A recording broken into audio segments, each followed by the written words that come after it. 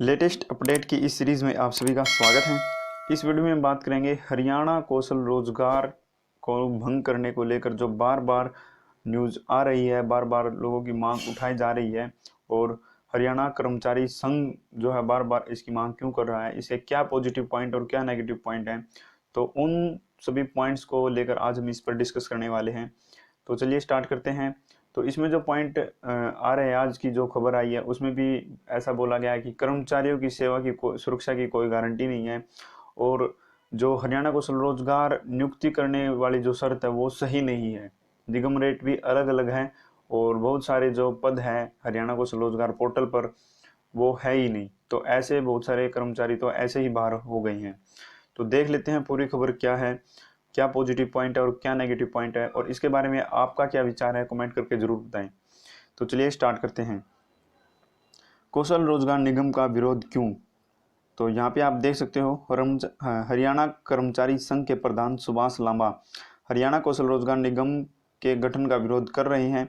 उन्हें लगता था कि जो ठेकेदार कर्मचारियों का प्राइवेट फंड और ईएसआई का पैसा जमा नहीं कराते हैं, यानी कि जो ठेकेदार है कर्मचारियों का ईएसआई और पीएफ का जो पैसा वो जमा नहीं कराते हैं या फिर कम पैसा देते हैं, उनके चुंगल से कर्मचारी छूट जाएंगे। तो ये एक पॉजिटिव पॉइंट था हरियाणा कौशल रोजगार को लेकर कि जो है इनके चुंगल से छूट जाएंगे। मगर अब कौशल रोजगार निगम की शर्तें सामने आ रही है, उसमें कर्मचारियों की सेवा की सुरक्षा की गारंटी नहीं रही।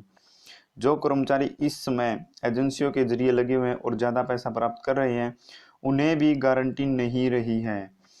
तो कौशल रोजगार निगम के जरिए नियुक्ति की जो शर्तें तैयार की जा रही है वे भी सही नहीं है। तो यहाँ पे आप पॉइंट देख सकते हो कि क्या सही नहीं है। निगम रेट अलग अलग कर दिए गए हैं, यानी कि एक निगम रेट नहीं है। जहाँ 10वीं पास कर्मचारी लगे हुए हैं उनके स्थान पर 12वीं पास योग्यता कर दी गई है। तो जिन पदों पर कर्मचारी कार्यरत हैं उनमें से कुछ पद कौशल रोजगार निगम के पोर्टल पर नहीं हैं। ये जो है लगातार हमारे पास भी कमेंट आ रहे थे कि सर हमारा जो है डीडीओ सेलेक्ट नहीं हो रहा है, विभाग में जो पद है उसका नाम है ही नहीं।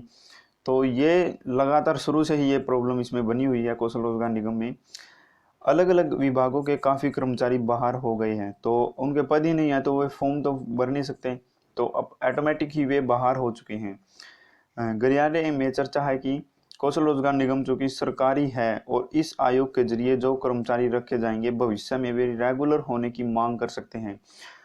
अभी फिलहाल करंट में ही जो प्रेजेंट टाइम में भी कच्चे कर्मचारियों को पक्के करने की मांग चल रही है, तो इसके थ्रू जो भी कैंडिडेट लगेंगे इसमें, तो वो भी इन फ्यूचर मांग तो करेंगे कि हमें पक्का किया जाए, या फिर हमारे पास जो हरियाणा कौशल रोजगार का जो भी 1 साल का एक्सपीरियंस है या फिर 6 महीने का एक्सपीरियंस है, तो बाद में मांग तो उठनी जाहिर है। तो आगे देखते हैं उनका क्या समाधान रहता है। जो एनएचएम के कर्मचारी इस आयोग के दायरे में नहीं आएंगे, तो क्योंकि वे मिशन मोड में लगे हुए हैं, कोविड-19 के टाइम में वे लगे हुए थे। अभी आरंभिक तौर पर 30,000 रुपये मासिक वेतन वाले कर्मचारियों को इसके दायरे में लाया गया है, यानी जिन पदों की शुरुआती वेतन 30,000 रुपये या कम है वे सभी इसके दायरे में आएंगे, भले आज उन्हें 30,000 रुपये से ज़्यादा वेतन मिल रहा है। इससे साफ है कि जिन पदों का वेतन 30,000 रुपये से ऊपर होता है, आज वे ज़्यादा वेतन पा रहे हैं, वे इसके दायरे में नहीं आएंगे। यहाँ पे ये वेतन को लेकर भी स्पष्ट बात यहाँ पे कर दी गई है। मगर इसके लिए संबंधित विभाग की मुख्य सचिव से शिकायत लेनी होगी। तो आपने यहाँ पे देखा कि क्या पॉजिटिव पॉइंट है और क्या क्या नेगेटिव पॉइंट है हरियाणा कौशल रोजगार के, क्या कमियां है यहाँ पे, उन पॉइंट्स को रखा गया है। तो इसके बारे में आप सभी का क्या विचार है कमेंट करके हमें ज़रूर बताएं। मिलते हैं नेक्स्ट वीडियो में। अगर आपने अभी तक हमारे चैनल को सब्सक्राइब नहीं किया है तो प्लीज़ चैनल को सब्सक्राइब करें, साथ ही बेल आइकन को जरूर प्रेस करें ताकि टाइम टू टाइम आपको न्यू नोटिफिकेशन मिलती रहे। हमारे टेलीग्राम ग्रुप से ज्वाइन करना ना भूलें। Thank you.